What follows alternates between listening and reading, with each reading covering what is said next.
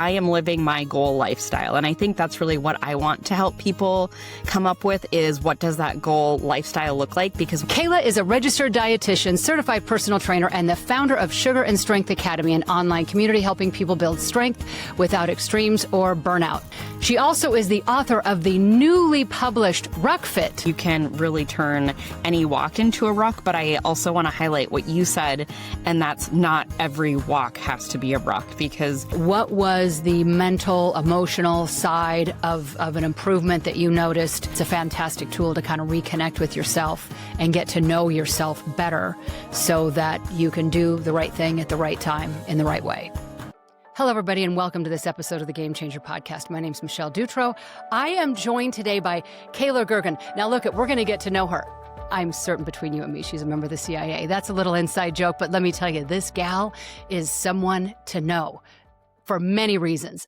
Many. All right, here we go.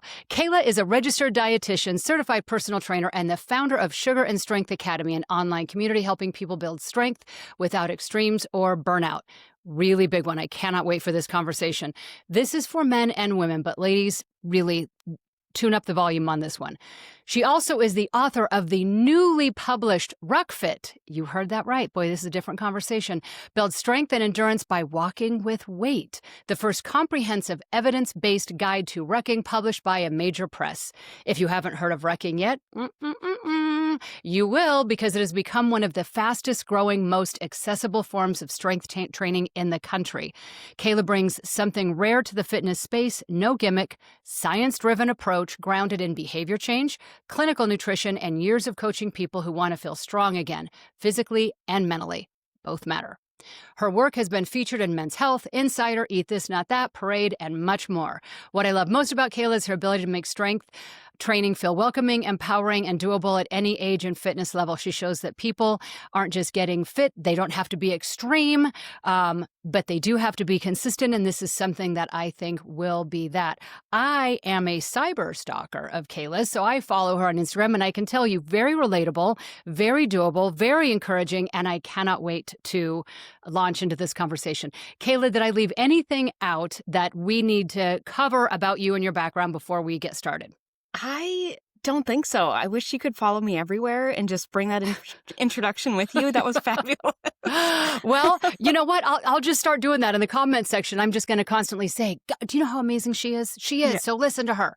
All right, here we go. It's January, everybody, and we know what January brings. That's right. All the New Year's resolutions, all the new things we're going to do. And then by, let's see, what is it? Typically Valentine's Day, the gyms are empty. And so what we're after are things that are sustainable, things that are doable, things that are enjoyable, because usually the things that we try are none of those, right? We hate them, they're not fun, and so we don't stick with them. So something that is simple, something that we can all do at any skill level, right? It's not like jazzercise class of the 80s. I fell off of those, remember the step up, step down? I fell off more than I was ever on that thing. So things that are doable. Tell us, I have so many questions about this, but Kayla, how did you even first of all, explain rucking so people know what we're talking about. And then how in the world did you get drawn into this and make this your, new passion? Yes, it's a top secret answer. I'll tell you. No. I told you. Yes. Well, to start, rucking is simply walking with weight, moving with weight. So I think when modern day rucking, I would think what a lot of us are familiar with is grabbing a backpack, throwing some weight in, going for a walk. I will also say that nowadays, I feel like what maybe is more synonymous is even walking with a weighted vest. That's becoming more and more popular. I'm sure everybody has gotten them with Christmas or maybe in anticipation for the new year. And that would technically be walking with weight or rucking too. And isn't this something, though, honestly, that was more like the Army and the Marines? Isn't that, yes. That's what I used to associate it with, is I'm prior military. Air Force, we didn't do that. Because they would make our champagne spill.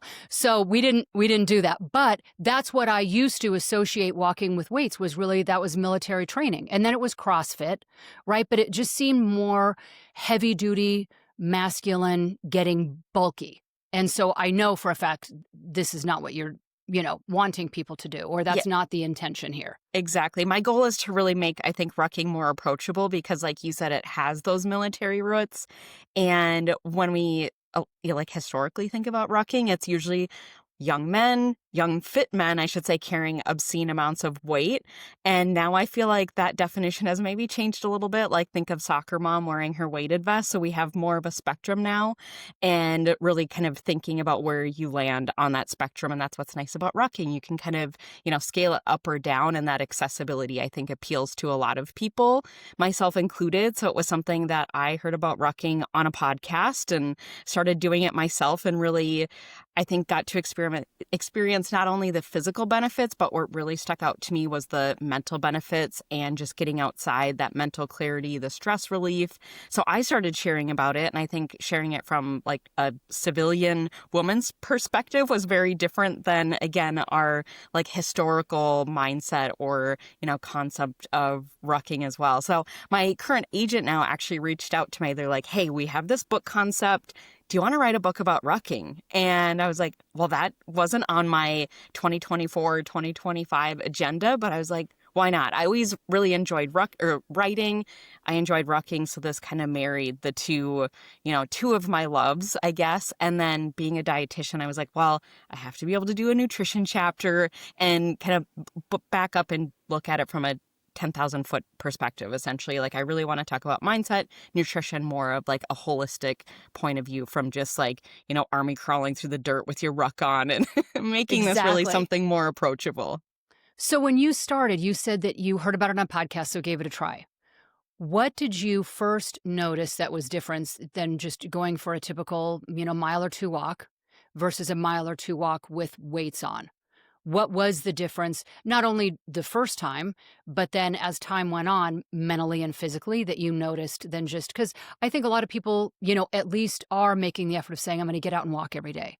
Right. So what's Yeah. the difference that somebody could expect that you experienced when you first started this? Yeah, initially I went into it for the physical reasons. I would say it was kind of mid-pandemic. I was looking to just, really kind of work on myself. Like a lot of people, we were hunkered down and, soothing with food and booze. And I just wanted to get outside again and really kind of put my health first. So initially I was really into it for like, okay, I can put on muscle, I can lose fat at the same time.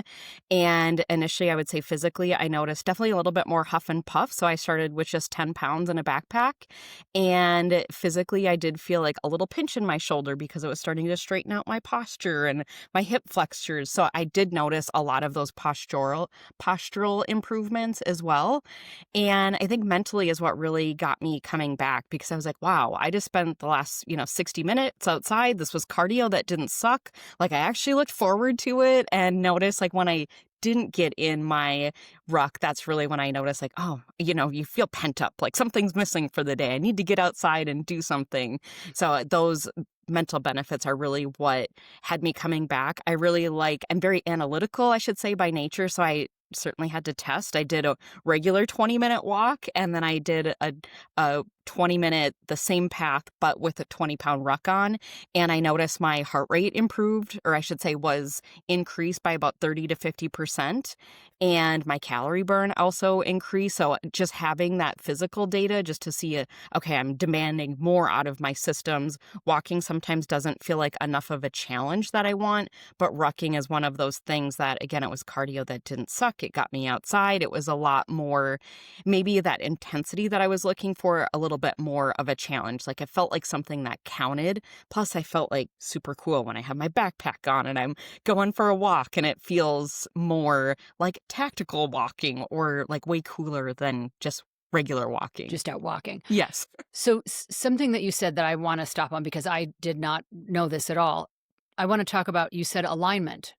So with weights on, and you said you felt a pinch, did you, and I thought it was because the backpack was too heavy, but you were saying, so was your alignment out of whack, and how do weights, I don't know, highlight that or point that out or correct that? How I would have never associated your alignment when you're walking and the impact, no pun intended, with weights on and how that shows up. So because I have a few questions I want to ask about what you just said, but that's the first one.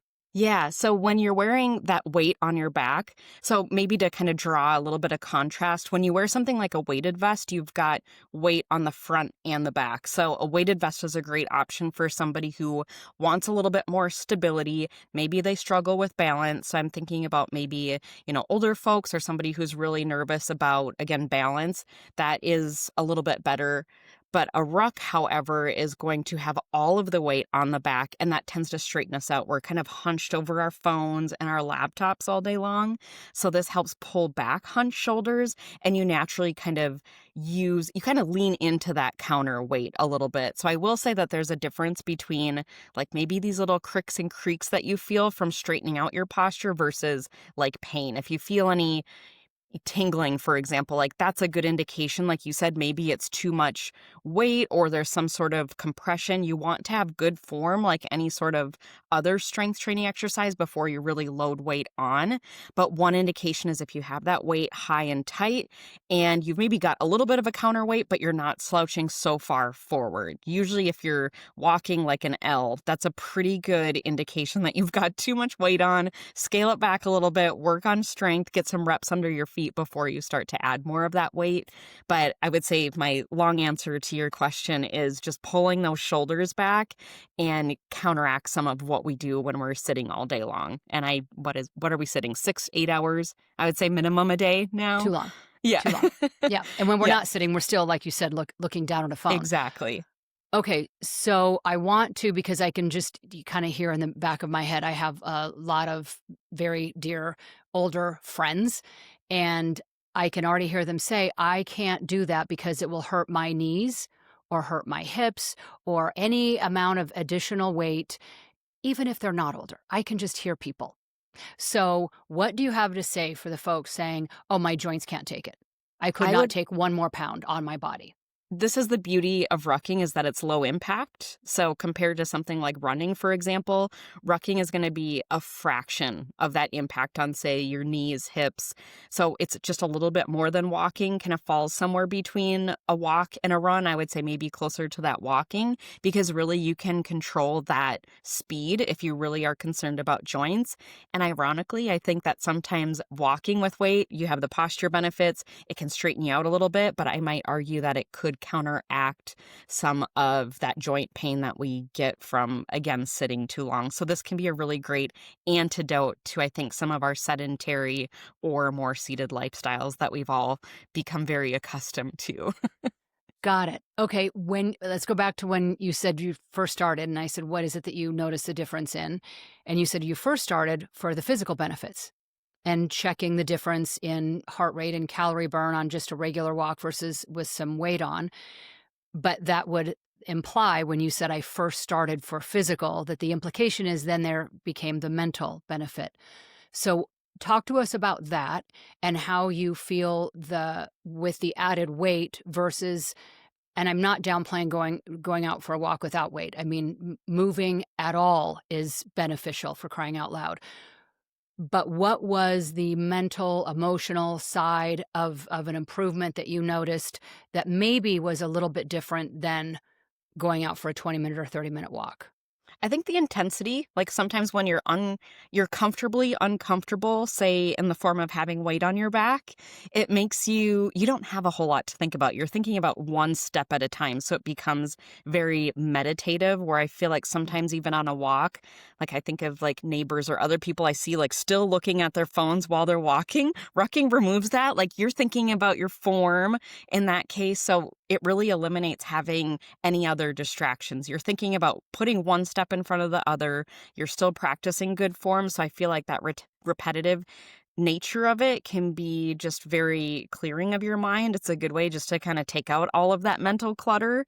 And for me, it was like finding new trails. So really getting out into nature too. So you can ruck wherever. That's the beauty of it. It's very like low barrier to entry, but then you can also do it anywhere. A lot of times, like when we go traveling, I throw my ruck in the trunk and I was like, okay, if we get an opportunity to get out, I'm just going to throw my ruck on and we can kind of get out and explore. So I feel like that's something that you can do anywhere. Kind of like runners, the running community, it's like, okay, you can do it anywhere. I'm just going to bring my shoes. Rucking is very much that same piece where you don't have to have a gym membership or have any sort of like, detailed, perfect plan laid out. You can really turn any walk into a ruck. But I also want to highlight what you said, and that's not every walk has to be a ruck, because we certainly don't want to downplay that importance of just getting outside and walking too. So, again, let's just talk to the folks that have never even heard the term. And the last time they heard about doing anything with weights was, oh, I'm so sad that I forgot his name, or it's not coming to me, in the 80s, where we had those, you're way too young, ankle weights that we would put on our ankles to do jazzercise. And he had curly hair. Do you know who Richard I'm talking Simmons. about? Yeah. Goodness Yes. sakes. Sorry, Richard. Sorry, Richard. Yes, Richard. So we had our wrist weights and our ankle weights, right? And so I know that was also a bit controversial, of weights way out on our extremities and the pressure that brings, versus I want to talk about now just straight physiology. That weight, when you said, and I want you to elaborate a little more about this, is there a time that it should be centered front to back? Is it really predominantly on the back? How would someone decide what to do, what to buy, how much weight to start out with? So you need to put your hat on, a personal trainer, and we've all just joined you for our first session here, and we're saying, I don't know anything about this, but I did jazzercise with Richard Simmons, and I have my fuzzy ankle weights and my wristband weights. What am I doing now? How is this different? How is this probably safer? And how do I know front, back, and what weight I should get started with? And talk to two different groups of people: somebody who they just walk, that's their thing, or somebody else who's moderately good shape, goes to the gym, and is just starting out. That probably looks a little bit different starting out for somebody who's in good shape, but they want to level up their game a little bit and jump on the bandwagon that you're teaching us right now. So yeah, walk absolutely. us through that. Maybe I'll start just by contrasting the difference, how you had mentioned the hand weights, ankle weights, things like that. When you're adding weight to your extremities, when you think about rucking, you're really adding that weight to your torso. So it becomes a lot safer. You have a better center of gravity that way.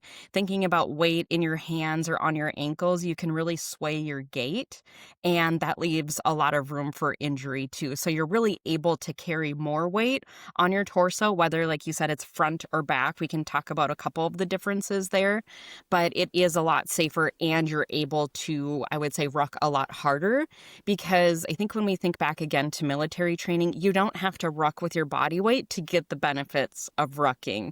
And some of that is just general muscle building. So being that you have more weight on your torso, you're going to be, especially for your lower extremity, you're really going to be applying more force and demanding more out of those muscles, so you can help build some strength. I will say that rucking's not a replacement for strength training, so it's still important to get some of those other, free weights or machines, however you choose to do your strength training. Rucking can certainly help and complement that. It's going to also demand more out of your cardiovascular system, again, because you're carrying more on your person.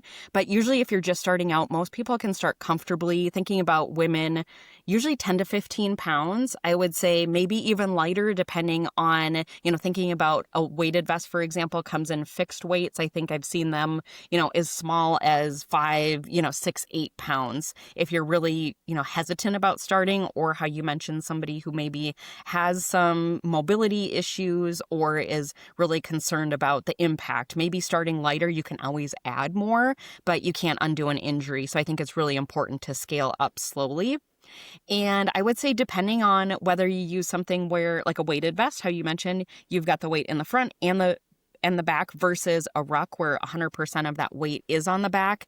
I personally prefer a ruck just because you can scale up, I think, a lot easier. For example, if you have your ruck, which is your backpack, you can easily add or remove weights, versus a weighted vest. Oftentimes you're buying in a fixed weight. So the vest is 8 pounds, it's 12 pounds. You're having to buy a whole new vest.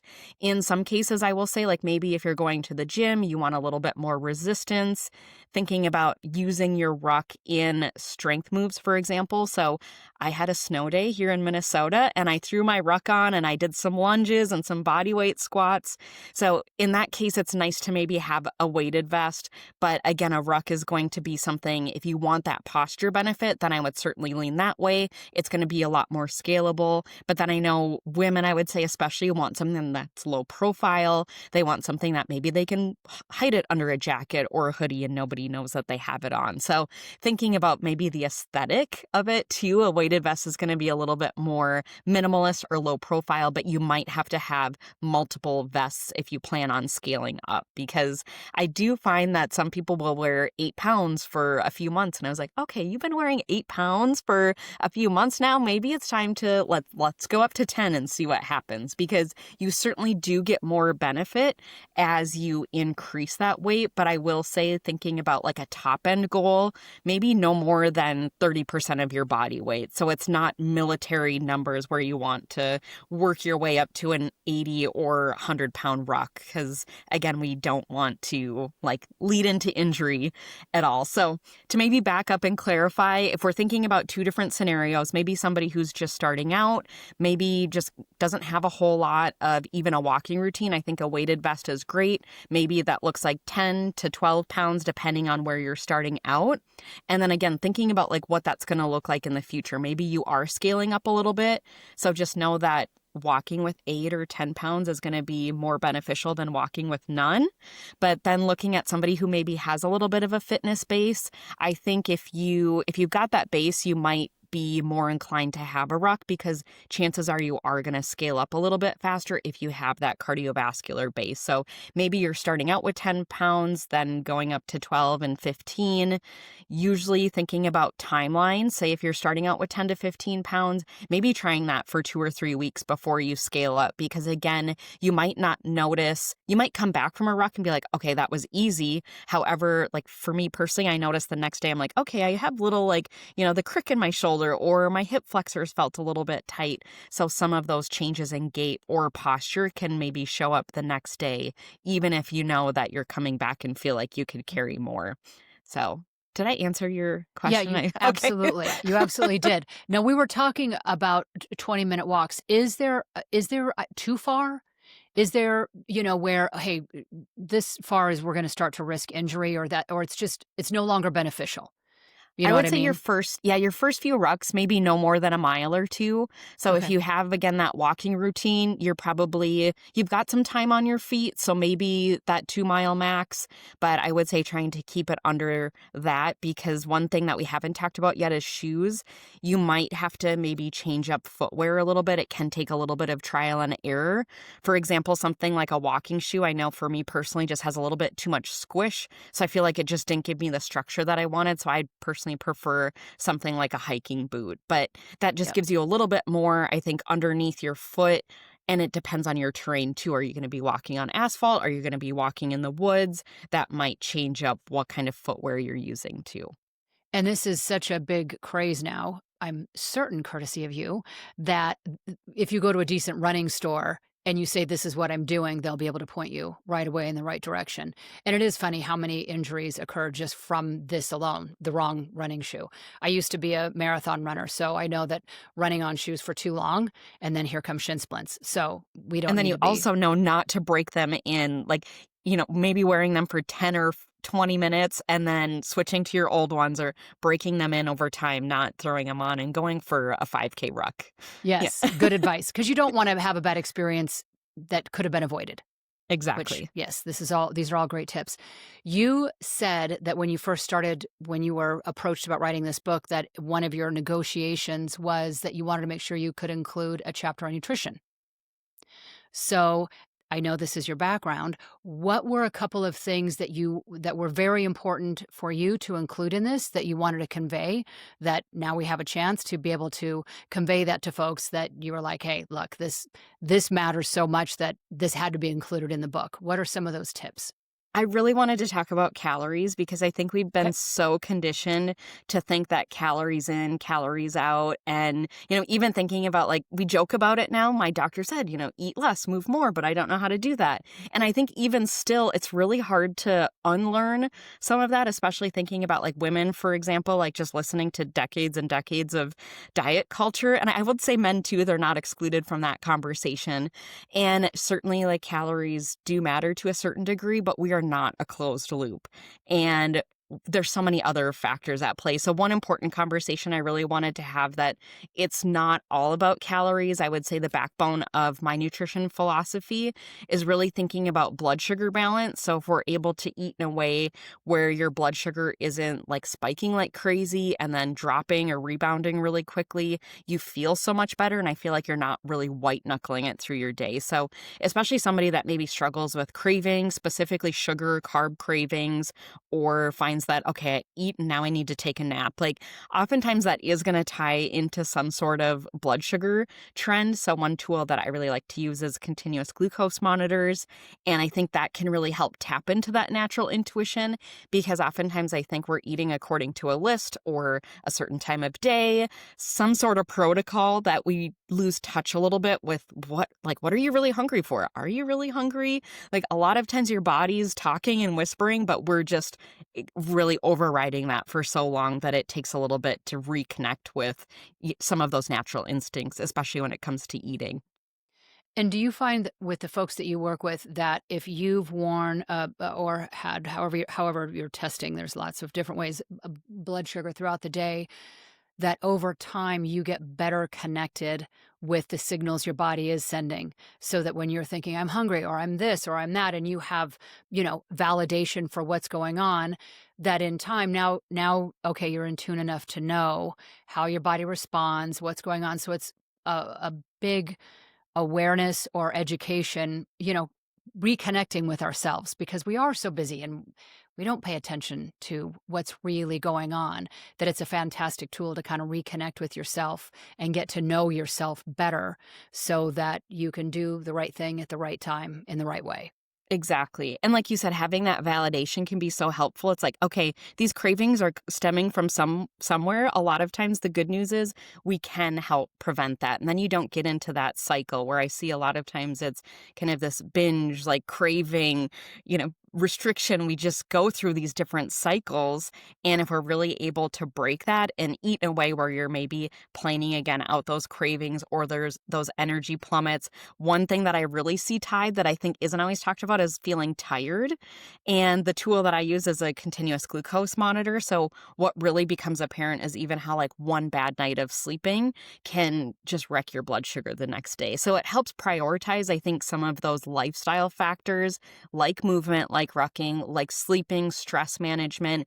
It helps me look at more than just nutrition, and we're able to approach things in a more holistic way because I could write the most beautiful meal plan and I would guarantee that you'd probably lose weight. But what happens is when you stop eating that way, or if it's not realistic compared to how you're eating now, things are just bound to swing the other direction. If you've heard of the pendulum theory, it's like we just swing from one side to the other. So my goal is to really get that pendulum in the middle where somebody's able to make some of those choices, but then in the long term, it's also sustainable too, where they're not just bending so far backwards or eating becomes this monumental task. It becomes something that they feel empowered, or like you said, you have that validation. You're able to connect. Oh, when I eat X, I feel Y. So let's, experiment and maybe do X plus Z and see what that outcome looks like. So really kind of working on frameworks versus, specifics or more prescriptive eat X amount of calories and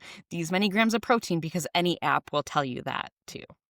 I love that. That's really is great advice. And my background is in biofeedback, and the more we can get aligned with and know our own body, and when it signals us what it means, all the better, all the way around in every facet. So I love what you're saying. You wrote the book, it's right behind you. What is or if there is some takeaways or key points that we didn't cover that I don't know enough to even ask. So what are some things that you want to make sure my audience hears from you before we wrap up that are imperative, that people know are important, so that they go out, get your book, they give something new a try? I'm the biggest proponent of try something new. That new thing may be the thing you actually love to do effortlessly, that you don't have to convince yourself into every day. You started back in COVID, that was a few years ago, and now here you are writing a book on it. One never knows where new things can lead us. So what are some things in that fabulous book of yours that are some takeaways that we didn't cover that you want to make sure that the listeners know about? Yeah, I think maybe related to this conversation in general, I think of one client in particular that I have. We were working together and she used this term goal lifestyle versus thinking about goal weight or any sort of other like specific metric. She's like, I am living my goal lifestyle. And I think that's really what I want to help people come up with, is what does that goal lifestyle look like? Because when I get an intake form from somebody, it's like, usually there's not a number on there. Like, yes, they're coming to me because maybe they want to shed a few pounds, but it's usually because I want to be active. I want to live in a way where I'm not, just tired by the end of the day or wiped out. I want to have the energy to do things that I love. So thinking about like, what does that goal lifestyle look like, and what's something, that's not a monumental task, like some little things to get you there over time. So, thinking about like James Clear, Atomic Habits, like what are these little tiny things that I can do, which isn't always like really sexy, especially thinking about this time of year, everybody's looking to reinvent themselves overnight. And I think we just set up this like really wild framework that's not realistic or sustainable long term. So really meeting yourself where you're at and thinking about what are one or two little things that I can focus on. I usually try to find the low-hanging fruit, like what are some of those really key things where we can work on this and that makes everything else better. So I mentioned sleep, for example, like that tends to be a big one. It's like, okay, when you're getting good sleep and you have the energy, to do things that you love, like get out for a ruck, for example, cook healthy meals, thinking about what are some of those ripple effect things where you can get some really great leverage out of that. This is great advice, and it is perfect timing because it is the new year, and I'm glad we're touching on this as well, because so many people do have a goal set. I want to lose 20 pounds, or I want to make X amount of money per year, or whatever their thing is, without tying to, but okay, but why? So when you have that new car, right? When you have that amazing relationship, when you lose those 20 pounds, what magical thing is happening in your life? What is it? What is the feeling you're actually after? And I think that is a big component that so many people miss, that they get the car, lose the 20 pounds, and then sit there and go, oh, well, now what? Well, re-engineering, I love your term, the lifestyle goals. What is it that you want to feel at the end of the day? Because there are so many different ways to get there that it's not just one thing. I think rucking could easily be something that could be included. I also love the idea of, if you're going to go do the thing anyway, why not get maximum benefit from the thing you're doing? And this isn't adding something. You're already going for a walk. Most people are doing that. Most people know, go for a walk, get out. Why not level that thing up and get even better results? Like you said, mentally, physically, all the way around. So I encourage everybody, book is right there over Kayla's shoulder. Go grab that book. It's out now, and get educated. It is good to be smart about what you're doing, and follow her on social media, on show notes. Well, I'm going to actually ask you this question, but you're going to see it's all going to be listed there in show notes. Where can people find you? They want to know more about you. They want to stalk you on social media like I do. Where can people find you? Where can they learn more? How do we learn about everything that you have coming up in your world? Yes, you can stalk me on Instagram. That's where I'm most active, at Kayla Girgen RD on all of the things. You can also find more info at kaylagirgen.com. And that's where I have more program offerings as well, too. So I will say, Perfect. too, And your either. community. Can't people join your community? Yes, community. I Great. do a free weekly newsletter as well. So I will say that sometimes not everything shows up on social media. I don't know what the percentage is of your audience that actually sees what you post. So if you really want to stay in contact, I have been writing my weekly newsletter for I think 5 years now, maybe. So it's really whatever's on my heart for the week, whether it's something rucking related, nutrition, mindset, kind of encompassing that holistic lifestyle. It might be a recipe, but that's something that I just really love to connect with my audience with too. So anything from free resources to, working with me one-on-one. There's a lot of options and everything in between. Excellent. And people can get that by signing up on your website? Yes. Yep. Okay. So everybody, community is a very important thing. And being around like-minded people who are educated, who have your best interest at heart, this is another great reason to follow her and everything that she is doing and saying, because if you don't have on your radar to level up your circle of friends, the people you surround yourself with, it will be the biggest game changer. The single thing I believe that can change your life is change who you surround yourself with. So this is an number one great place to start. Join a community of like-minded people who are fit, active, educated, learning to eat well, eat right, and live a lifestyle that they truly love and enjoy. So fantastic. All right, young lady, I ask everybody the same question when we end the show every single time. So here we go. Final question for you. What is one thing that you absolutely believe to be true? I really had to think about this one because I was like, wow, do I just not have so many roots? Because it's okay, I was arguing and my analytical brain was like, okay, let's approach this and just come the first thing that comes to mind. And I will say that being in nature is not a luxury. It's really a necessity. And I find that that is something that I can say with conviction. I feel like spending even a little time in nature can do just a world of wonders for body and mind. So time in nature is a necessity, not a luxury. Sticking to it. Beautiful. And this is, for those analytical folks, this is science backed. This is across the board, from your HRV, your heart rate, blood pressure, proven time and time again. So why not get your ruck on, go out to a trail, get out in nature, clear your mind, and reconnect with yourself. And then check your blood sugar before and after and see how you're doing. So there we are. We have the full Kayla lifestyle right here. Thank you. I appreciate you and your energy. This book, everybody go out and get it. Join her community. Let's make this year a truly a different year, and one that is sustainable and one that we love and truly enjoy. So, and invite your friends. So get everyone you know to join our community as well. So now is the time, and she is a fantastic person to be following and to be surrounding yourself with. So thank you so much for your time. I appreciate you very much. Thank you so much for having me. All right. And thank you, everybody, whether you are watching or listening. Thank you so much for tuning into this episode of the Game Changer Podcast.